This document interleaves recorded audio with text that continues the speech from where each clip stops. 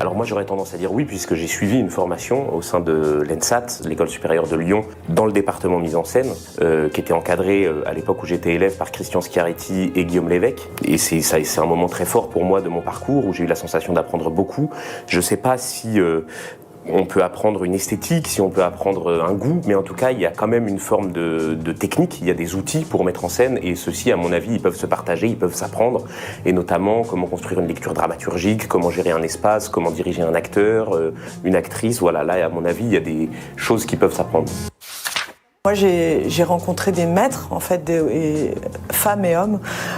J'ai rencontré des gens qui m'ont transmis leur questionnement d'abord et leur poésie.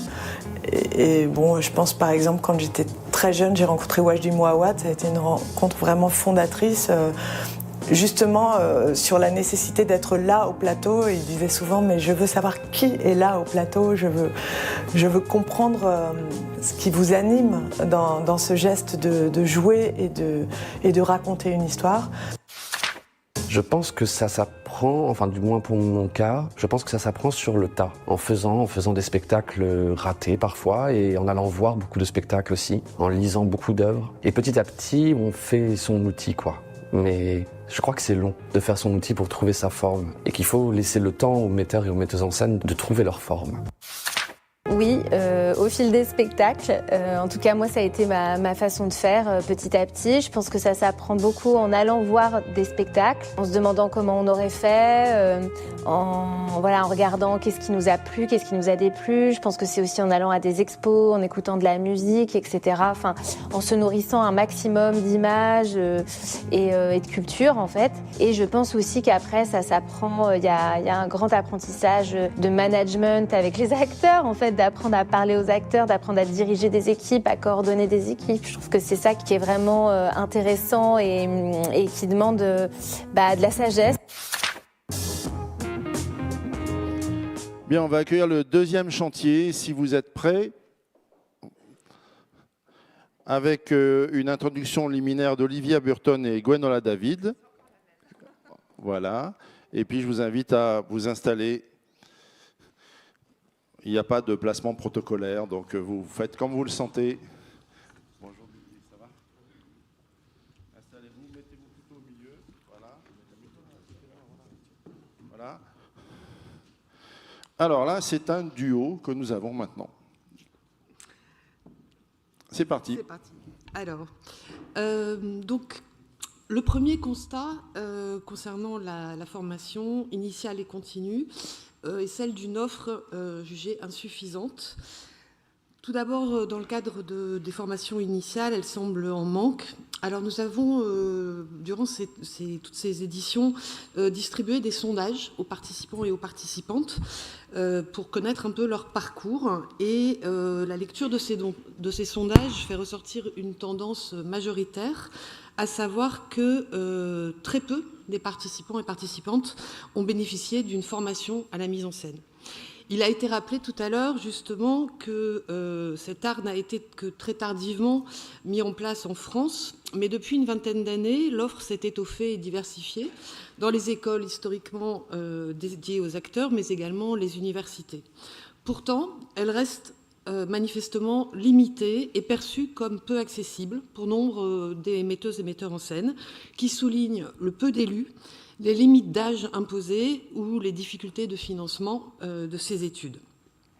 Outre la formation initiale, l'accent a été beaucoup mis sur la formation continue et pas simplement sur l'acquisition des compétences artistiques, techniques, mais aussi sur celle de toutes les compétences nécessaires à l'exercice du métier de metteur en scène ou metteuse en scène qui, effectivement, dans tous les ateliers, s'est décrit comme un couteau suisse multicasquette.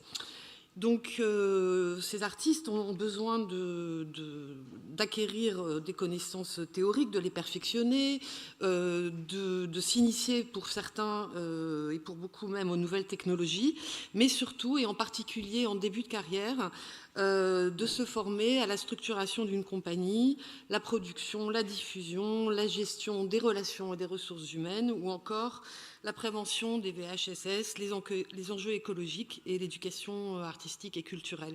Je voudrais juste noter le fait que cette revendication a été particulièrement prégnante chez les gens, je dirais, âgés de moins de 40 ans.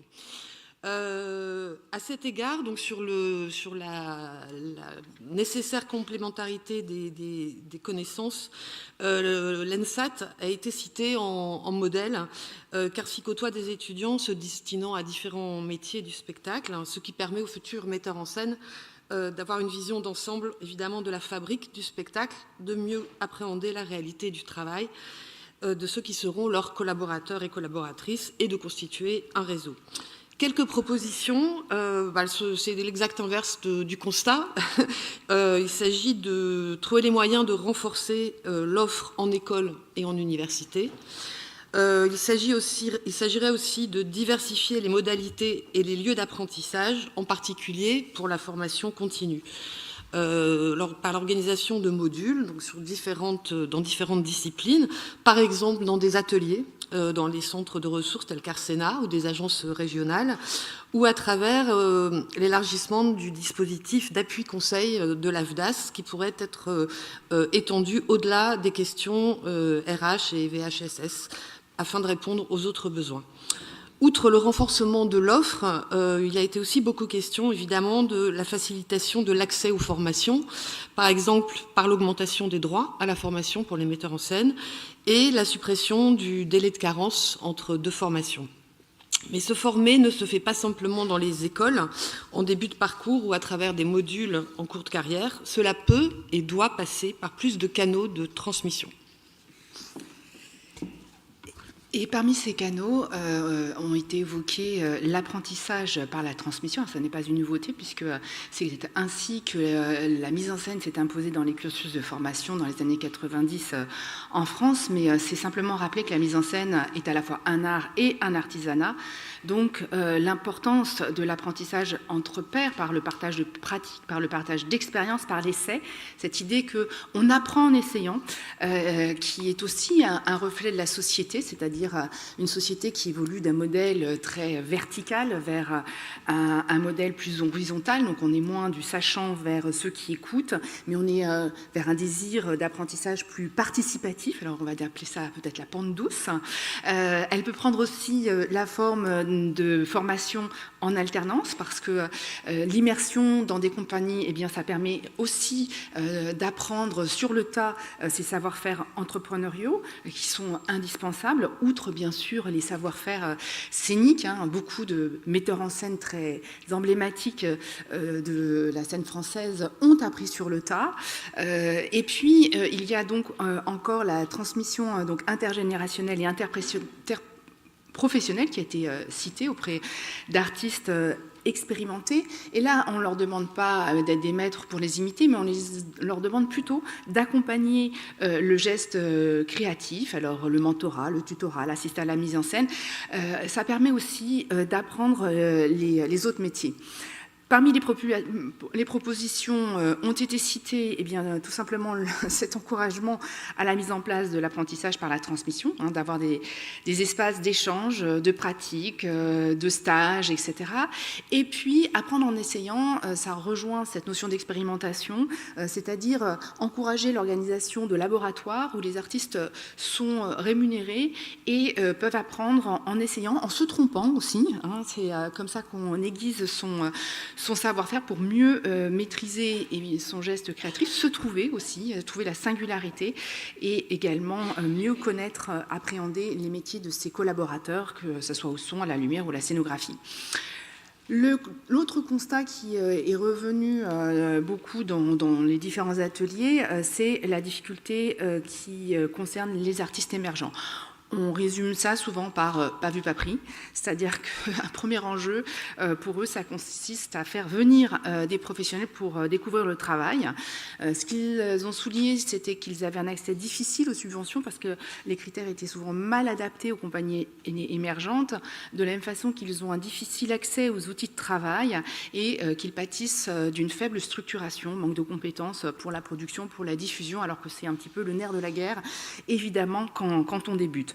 Plusieurs propositions, là encore, hein, ont émergé. Vous retrouverez dans le rapport beaucoup d'exemples très concrets, très inspirants. Parmi ces propositions, eh bien, il y a celle de faciliter la rencontre entre jeunes artistes et professionnels par des présentations de projets de création qui sont spécifiques. Alors la petite parenthèse Arsena, demain vous pourrez voir Nouvelle Vague, des jeunes sortants des écoles qui vous parlent de leur univers de création. Donc on ne le savait pas, mais on l'a fait. Et c'est aussi des présentations de maquettes. Il existe plusieurs formats, notamment dans les arts de la rue, qui ont été cités en exemple. Assouplir les critères de subvention pour les compagnies émergentes, pour mettre en place des dispositifs dédiés, ça se fait, encore faut-il qu'ils les connaissent. Renforcer le compagnonnage, alors existe le compagnonnage plateau qui permet justement d'être un outil pour cette collaboration entre équipes émergentes et équipes plus expérimentées, mais là encore, ça nécessiterait d'être mieux utilisé. Encourager la mutualisation des moyens, la mise en place de collectifs, hein, comment on arrive à travailler à plusieurs, à partager les ressources, à essayer de faire en sorte qu'on peut mutualiser en ne travaillant pas tous au même rythme. Et enfin, si on ne mutualise pas soi-même, s'appuyer sur des ressources qui sont des endroits justement de mutualisation qui peuvent apporter des compétences pour la structuration, la production et la diffusion. Merci beaucoup. Je vous en prie, asseyez-vous. On va commencer. Il y a trois thèmes. Hein. Il y a la question de l'émergence qui vient d'être évoquée, la question de la transmission et la question de la formation, peut-être d'un point de vue un peu plus scolaire, et je le dis sans que ce soit du tout connoté.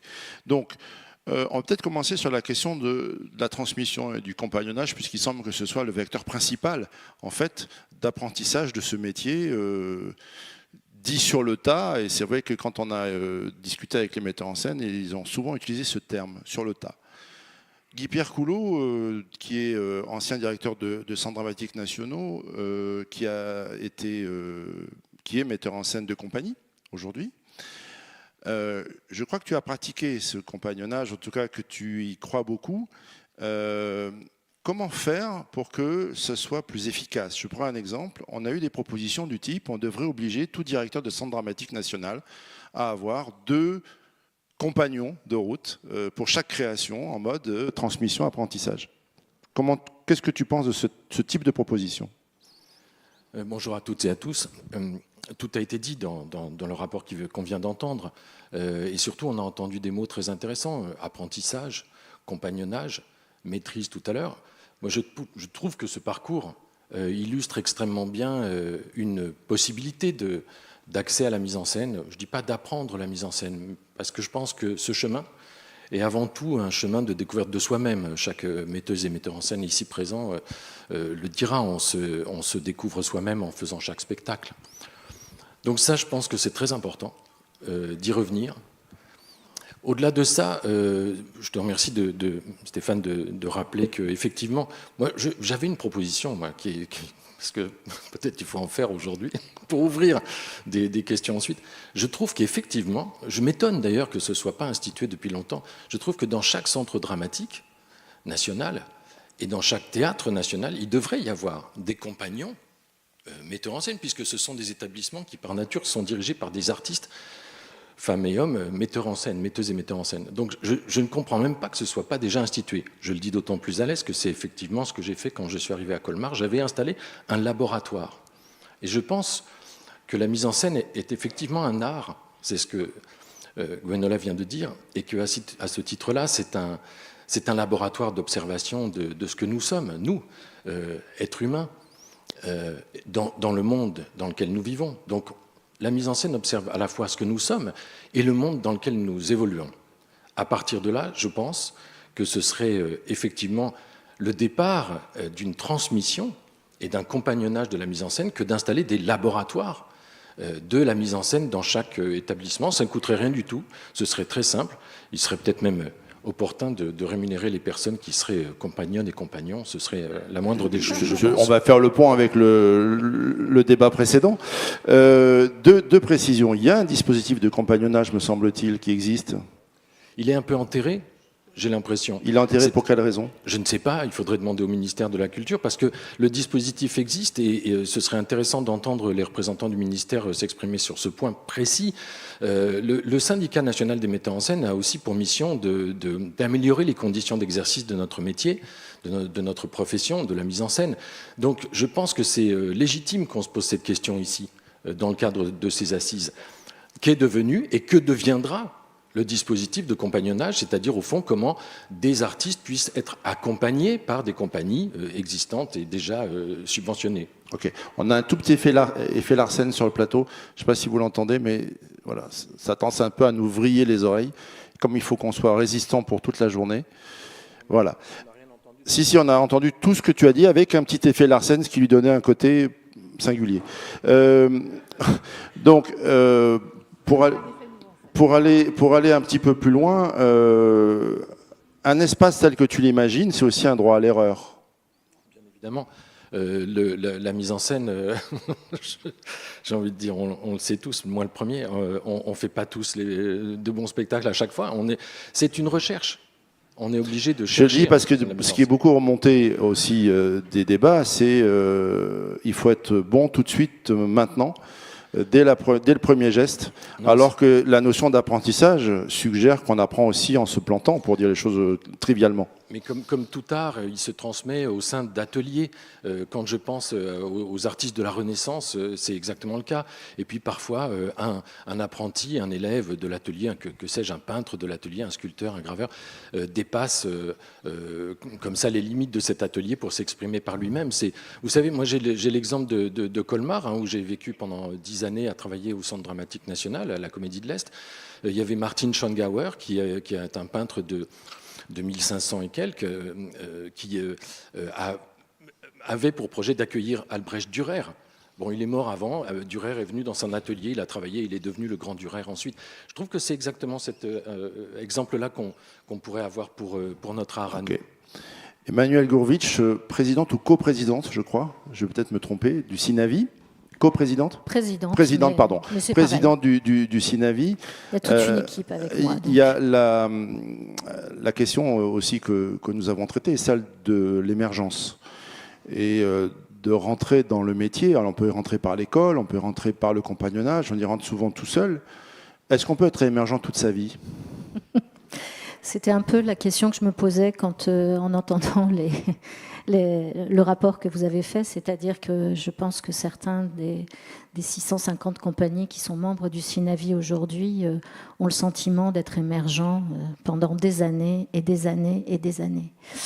Et néanmoins, c'est un espace essentiel pour rentrer dans le métier. Moi, ce que je constate, c'est qu'il y a des jeunes artistes qui sortent de différentes écoles, qui ont été formés essentiellement au fait d'être comédiens, comédiennes. Et puis ils sortent, ils sont des collectifs, et la première idée qu'ils ont, c'est de vouloir monter des projets, et de monter des projets ensemble, et donc de créer leur compagnie. Mais ils ne savent pas ce que c'est qu'une compagnie. Ils ne savent pas ce que c'est que le milieu professionnel dans lequel ils vont se retrouver, et dans lequel ils se retrouvent. Et pour en accueillir beaucoup dans le lieu qui est tenu par une compagnie dans laquelle je travaille, je vois bien que l'échange se fait beaucoup à cet endroit-là. C'est-à-dire de ce que c'est qu'une compagnie, ce que c'est qu'une licence d'entrepreneur de spectacle, ce que c'est de créer une structure, ce que c'est que de s'occuper de diffusion, de production, de comment ne pas être émergent toute sa vie. Après, si l'émergence paye, c'est intéressant d'être émergent toute sa vie aussi. Être émergent toute sa vie, c'est peut-être aussi se laisser la possibilité de tester, d'essayer, de proposer des formes nouvelles. Si l'émergence, c'est ça, c'est intéressant. Dans l'émergence des metteurs en scène, si on revient à la question des metteurs en scène, dans l'émergence des metteurs en scène, dans les propos que tu formules, il semble qu'on ne puisse pas émerger comme metteur en scène sans fabriquer une structure, c'est-à-dire une compagnie ou autre. Est-ce qu'il n'y a pas une réflexion à avoir aussi qui va dans le sens du compagnonnage sur la position du metteur en scène dans l'ensemble du système, qui n'est pas forcément responsable d'un projet, d'une entreprise, d'une structure, d'une association ? Il y a une véritable réflexion à avoir. Moi, de là à dire que la compagnie n'est pas le bon véhicule, n'est pas le bon vecteur, je ne franchirai pas ce pas. Mais par contre, effectivement, il y a une réflexion à avoir. Et dans beaucoup de structures, en fait, il y a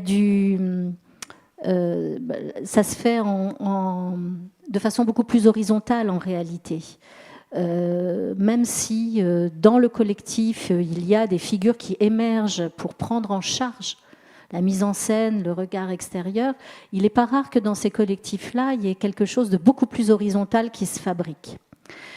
En tout cas, ce qui est nécessaire, c'est de pouvoir faciliter les questions de mutualisation, de faciliter les questions de compagnonnage, mais pour ça, il faut pouvoir le financer.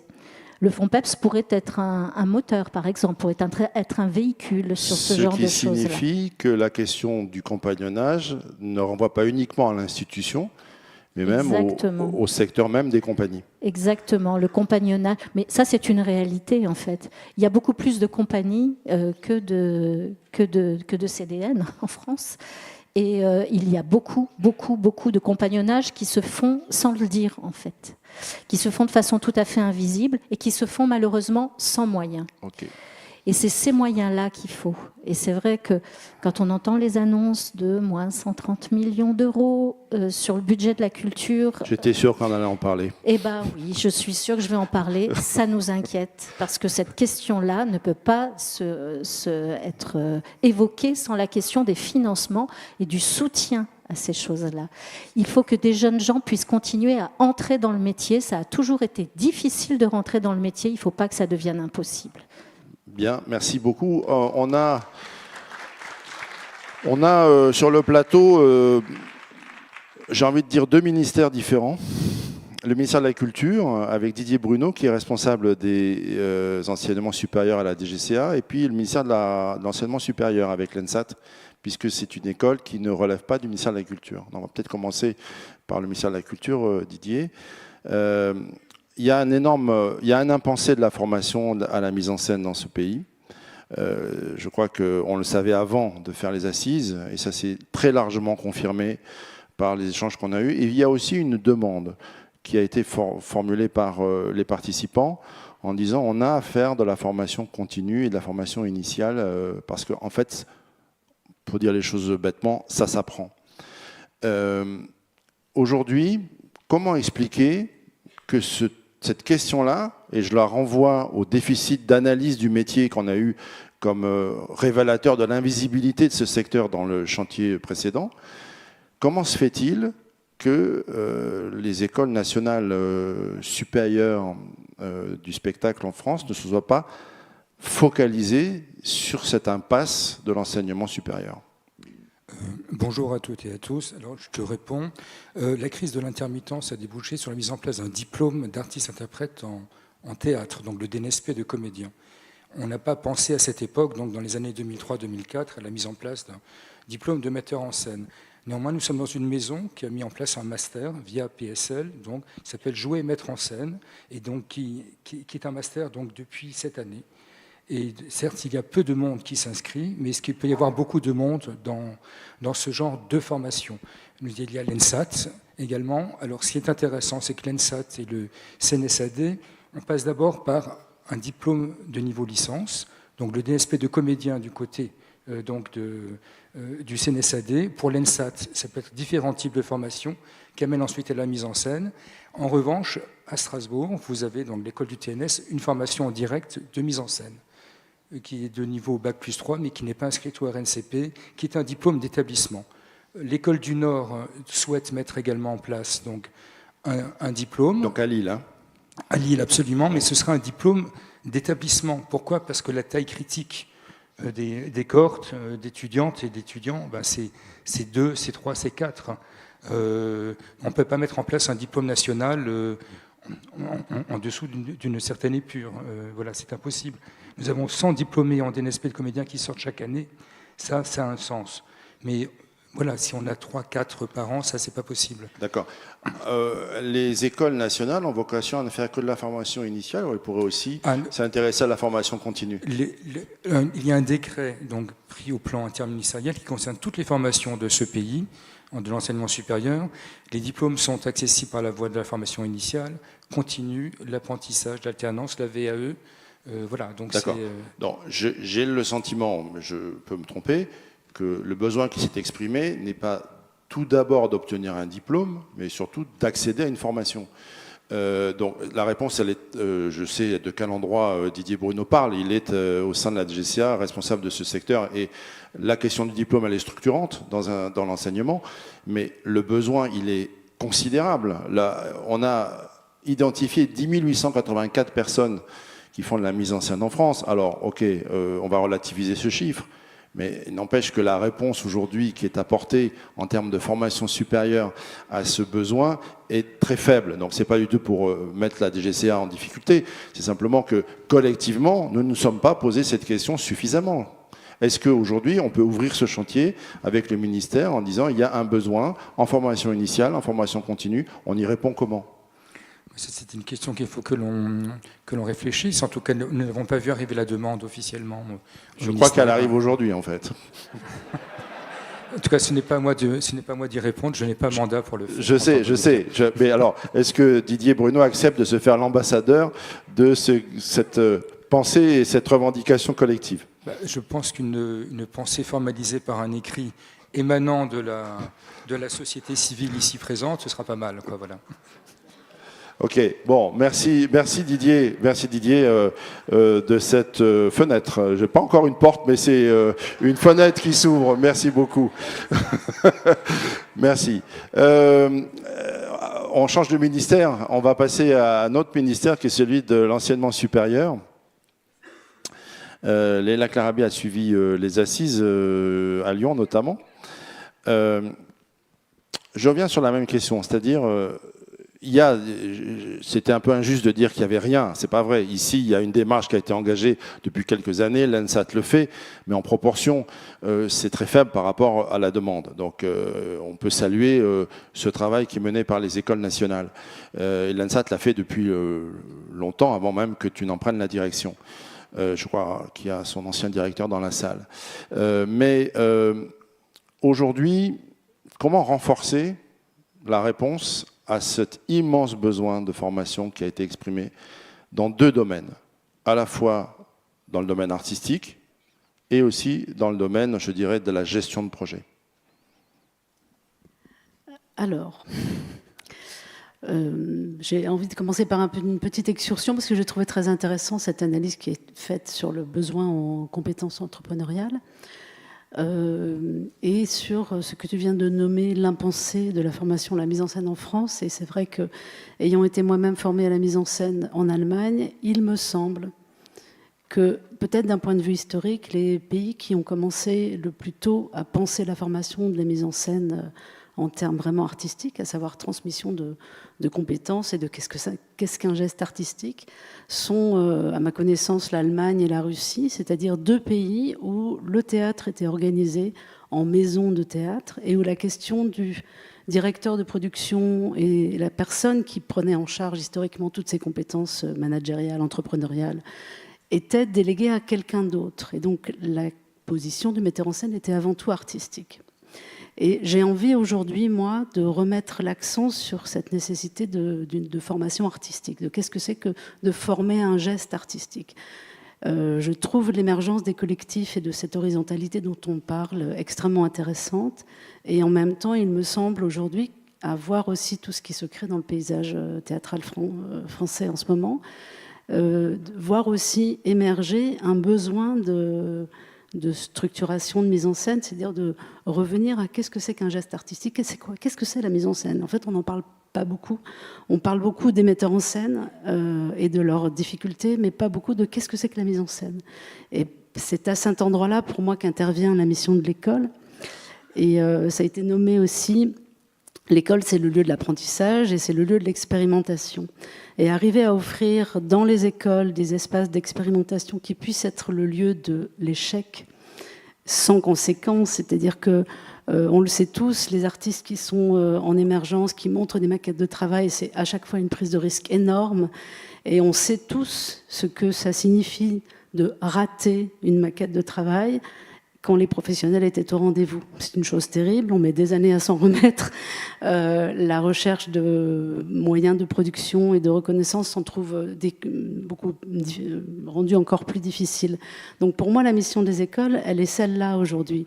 Arriver à transmettre des savoirs, des compétences, des savoir-faire et à offrir des Dans les deux champs, espaces artistiques et non artistiques. Oui. Alors le non-artistique, pour moi, c'est là où il y a, j'ai l'impression, une chose très pertinente qui pointe aussi aujourd'hui, c'est que je pense que l'endroit de la formation continue devrait être la formation continue devrait s'emparer de ces questions-là. Toutes les questions de c'est quoi une compagnie, pourquoi une compagnie est-elle pertinente aujourd'hui en 2025 quand on est artiste émergent, quelles sont les structures de production qu'on peut découvrir et mettre en œuvre. À l'ENSAT, il y a combien d'étudiants en mise en scène? Pour le moment, 2. D'accord. Donc, non, pardon. Pour le moment, 4, 2 par promotion. Mais c'est un concours interne. Ma question initiale était comment renforcer en fait le Alors secteur. moi, je vais vous répondre. Je pense que déjà, ce serait externaliser le concours, ce que nous allons faire, je pense, d'ici 1 an et demi à 2 ans à l'ENSAT, c'est-à-dire réouvrir la mise en scène comme une formation initiale accessible par concours, comme c'est le cas pour tous les cursus à l'ENSAT, mais ouvert à l'extérieur. Merci beaucoup. Merci. Thierry Teboul, qui est président, directeur général, Grand Manitou de l'AFDAS. On avait la présidente de l'AFDAS tout à l'heure, parce que je ne l'ai pas présentée comme ça, mais Isabelle Gentilhomme est aussi présidente de l'AFDAS. Thierry, tu as entendu tout ce qui s'est dit. L'AFDAS est connu de tous, peut-être pas suffisamment, on ne sait pas exactement quel est le champ d'application de l'AFDAS. On parle de couteau suisse, on parle de formation continue, de formation initiale. Est-ce que l'AFDAS est en capacité de répondre à tous ces endroits du besoin tel qu'il s'est exprimé aujourd'hui? Bonjour à toutes et à tous. Non, non mais ça m'a vraiment laissé songeur. J'ai le droit de risquer quelque chose là sur cette. Oui, on est là pour ça. On parle de formation, mais en vérité, on n'a pas défini ce que c'était que la formation, alors comme on n'a pas défini avant ce que c'était que la mise en scène, et on s'étonne qu'il n'y ait pas d'offre de formation en mise en scène. Donc je suis un peu, circonspect devant tout ce que j'entends. C'est-à-dire que, y compris quand vous parlez de compagnonnage, par exemple, je suis extrêmement surpris de la manière dont on en parle. On en parle comme quelque chose qui a à voir avec le mentoring, le tutorat, enfin, pareil, c'est pas ça le compagnonnage en fait, ça mérite d'être formalisé, ça mérite d'être travaillé, parce que la formation, c'est aussi un métier, comme la mise en scène est un métier. Et on aurait l'impression que par spontanéisme, eh bien, il suffirait de mettre un metteur en scène avec un jeune apprenti metteur en scène, et ça donnerait un futur metteur en scène. Bah, pardonnez-moi, mais moi, j'y crois pas beaucoup. Alors, peut-être que ça va pas me rendre très populaire là sur ce coup-là, mais c'est pas grave. Vraiment, j'insiste pour le dire, parce que toutes les expériences que j'ai vues, entendues, suivies, que nous avons suivies d'ailleurs à l'AFDAS sur ces domaines-là, y compris dans des champs parallèles à l'AFDAS, et c'est très intéressant de regarder ce qui se passe à côté, eh bien, elles démontrent toutes une chose, c'est que derrière chaque bonne intention, et ce que vous dites sont de bonnes intentions, eh bien, il y a un besoin de formalisation pédagogique de la chose. Et on ne peut pas se lancer comme ça à l'aveuglette. Alors, il se trouve que j'ai quelques expériences en la matière. Il se trouve qu'avant d'être à l'AFDAS, j'avais créé le programme avec Muriel Mayette à la Comédie Française sur les élèves comédiens, par exemple. Alors, vous allez me dire, et quelqu'un a parlé de la maison, c'est très important. C'est parce que c'était une maison et que c'était pour ça qu'on pouvait le faire. Quelqu'un a dit aussi, il faut de l'argent pour ça. Oui, il faut de l'argent pour ça, parce que si on n'a pas d'argent, on ne pourra pas le faire. Mais ce qui était intéressant, c'était de se dire qu'on pouvait essayer de transposer la question de l'alternance en tant que modalité pédagogique, qui était aussi un principe de création côté Comédie Française, l'alternance comme régime même de représentation pour eux, pouvait être quelque chose qui pouvait former les comédiens, des élèves comédiens, à devenir un jour comédiens, voire à devenir un jour metteur en scène, puisque dans le programme, et c'est là où je voulais en venir, qu'on avait bâti, il y avait la nécessité pour tous les élèves comédiens de suivre une masterclass avec tous les metteurs en scène qui passaient au français. Mais quand je dis ça, je commence à dire qu'il faut formaliser ce qu'on est en train de faire. Il faut écrire un programme de formation avec des objectifs pédagogiques, avec un déroulé pédagogique et avec une évaluation de la chose. Mais pardon, mais il y a des écoles qui ont des diplômes autour de la mise en scène, sur la question de la mise en scène. J'imagine qu'il y a un référentiel programmatique qui est construit.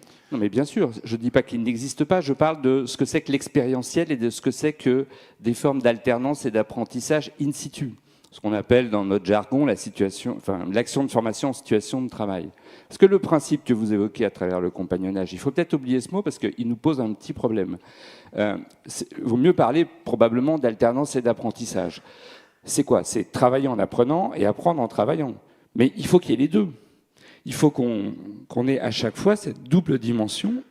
Pardon, excusez-moi, j'aurais dû apprendre à parler, moi, par contre. Mais il faut absolument cette double dimension. Et cette dimension, elle s'apprend. Quand Eric Ruff est venu me voir après en me disant il faut passer au stade du scénographe, parce qu'il voulait avoir des apprentis scénographes. J'ai dit, très bien Eric, on va le faire, mais à ce moment-là, on écrit ce que c'est qu'un référentiel d'activité d'un scénographe, du coup un référentiel de compétences, et enfin un référentiel de formation.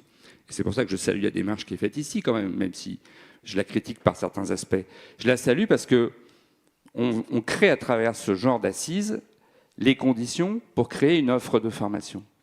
Parce que, pour le coup, je rejoins Didier par le vasistas, ou la porte ou la fenêtre, c'est que, évidemment, il n'y en a pas, parce que je pense que pour ça, il faut exprimer une vraie demande, et pas dire « on en a besoin », ça, c'est pas une demande. C'est de dire « sur tel régime de compétences, on en aurait besoin ». D'ailleurs, j'ai entendu tout et son contraire. Il y a plutôt une vraie réponse, si j'entends ce qui est dit, il y a le sentiment, on va rester psychologique, il y a le sentiment d'un déficit de formation tant sur le plan artistique que sur le plan dans les autres compétences du couteau suisse. Ça, c'est indéniable. En revanche, ce que tu dis, c'est qu'il faut construire un référentiel avec cette profession pour y répondre. Mais attention, il y a quand même... on ne peut pas faire l'impasse sur le fait de la difficulté à définir une profession qui n'est pas observée. Moi, je vais faire le lien entre le premier et le deuxième chapitre. Oui, c'est-à-dire, quand on n'a pas de données, quand on ne sait pas qui fait quoi, comment, c'est très compliqué de construire un référentiel de qu'est-ce qu'on doit apprendre, pourquoi faire. Et quand on renvoie aux questions de structuration, c'est la même chose. C'est-à-dire qu'un metteur en scène, c'est quelqu'un qui porte un projet artistique, qui le met en œuvre de sa façon, de façon collective plus ou moins, ou est-ce que c'est aussi un patron? Donc, aujourd'hui, poser la question du référentiel de formation, c'est indirectement interroger la structuration du métier. Oui, et réinterroger... Ah, dommage. Et réinterroger ce qui a été dit tout au début sur la classification, par exemple, artiste-cadre. Moi, ça m'a interrogé pour faire le lien entre les deux ateliers. Je me suis dit, je pense qu'il faut... Si c'était des sociologues qui sont encore là, ils vont comprendre à qui je fais référence. L'effet de classification, il est extrêmement structurant. Il faut faire très, très attention dans quelle catégorie l'INSEE vous met. Parce qu'une fois qu'il vous y a mis, ça participe d'une institutionnalisation sociologique, au sens sociologique des choses. Et après, définir des référentiels de compétences alors que ça recouvre des réalités tellement différentes, et c'est pour ça que tu en as 10 000, parce que ça recouvre tellement de réalités que si tu prends le plus grand dénominateur commun, tu en as 10 000, si tu prends le plus petit, tu en as 1500. Et c'est comme ça qu'il va falloir qu'on commence à travailler en objectivant vraiment par l'observation. Et ça, c'était pour moi la première valeur ajoutée de ces assises. La deuxième, elle sera dans la formalisation pédagogique de ce qu'on attend. Et vous avez dit, et je termine là parce que je sais que ça a sonné, il y a un sujet autour des modalités pédagogiques aussi.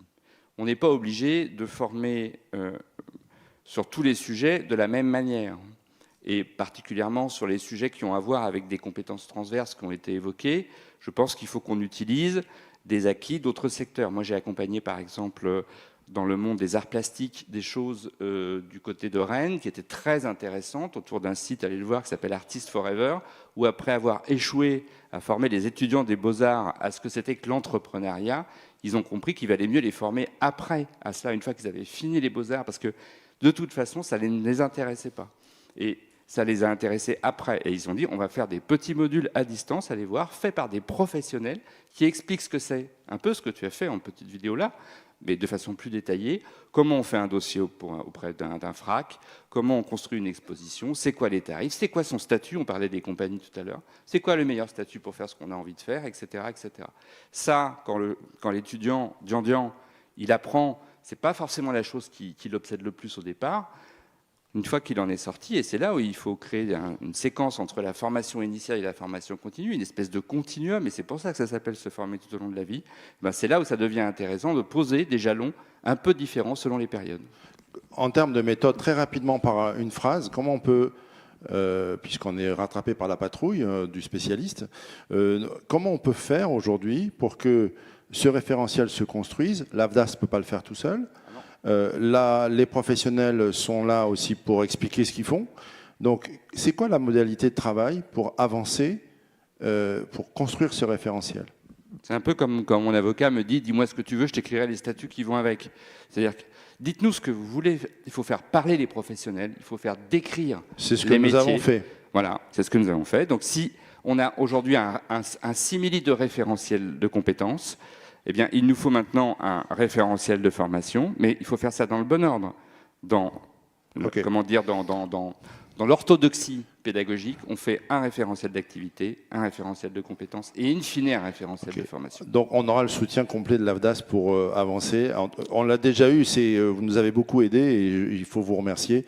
Les vidéos, c'est l'AFDAS, c'est le petit rapport que vous avez entendu qui fait quand même un état des lieux très intéressant du métier, présenté par Eva et Quentin. C'est aussi grâce à vous. Merci beaucoup Thierry. Un mot de conclusion?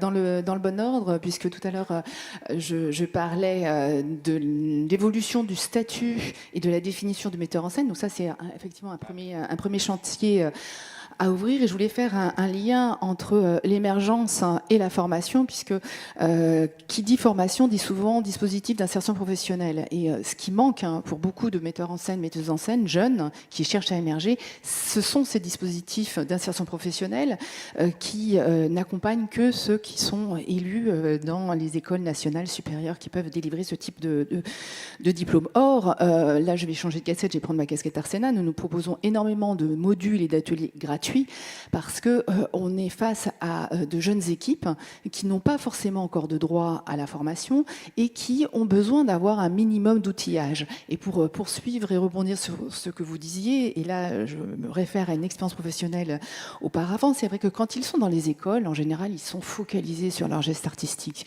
Et comme je leur disais, ça rentre par une oreille, ça sort par l'autre. Je pense quand j'étais directrice adjointe du Centre national des arts du cirque à Châlons-en-Champagne, on leur parlait de structuration, etc. Ça ne leur disait rien parce qu'ils n'étaient pas dans la mise en œuvre de leur propre projet. Donc, il y a à réfléchir aussi à la temporalité, aux modalités, au moment où ça se fait, avec quel argent ça se fait, et bien se dire qu'en tout début de carrière, le moment où ils vont sauter le pas, eh bien, il y a là un grand vide à combler. Ça a été dit tout à l'heure, entre le temps de la formation initiale et le temps de la formation continue. Je crois que ça a été rappelé par plusieurs interventions. Merci beaucoup. On va prendre quelques minutes d'entracte, mais juste avant, comme on a raté la première vidéo, on va la faire maintenant, si tu es prêt, Pablo. Puis après, vous avez 15 minutes de pause avant qu'on continue ce marathon. Merci à vous. C'est quand vous voulez. C'est quand vous voulez. La rencontre du réel et de l'imaginaire. Je pense que c'est ça le théâtre pour moi. Ce qui m'intéressait vraiment, c'était de travailler avec les acteurs et le chemin qui les amène à jouer plutôt que de jouer moi-même. C'est une aventure humaine, c'est des liens humains très forts et j'espère que c'est de la joie. C'est un art de la transformation qui nous permet de voir une colère devenir un émerveillement. Le divertissement qui serait le plus habile, le plus complet. Si je devais résumer le théâtre en une phrase, des humains face à d'autres humains qui jouent pour que nous nous rappelions notre humanité. Je crois que c'est le dernier endroit où on peut rassembler les gens, en vrai, et pas en virtuel. Voilà. J'ai toujours trouvé que le théâtre, c'était un endroit où tout était différent. Êtes-vous un metteur en scène heureux? Ouais. À tout de suite.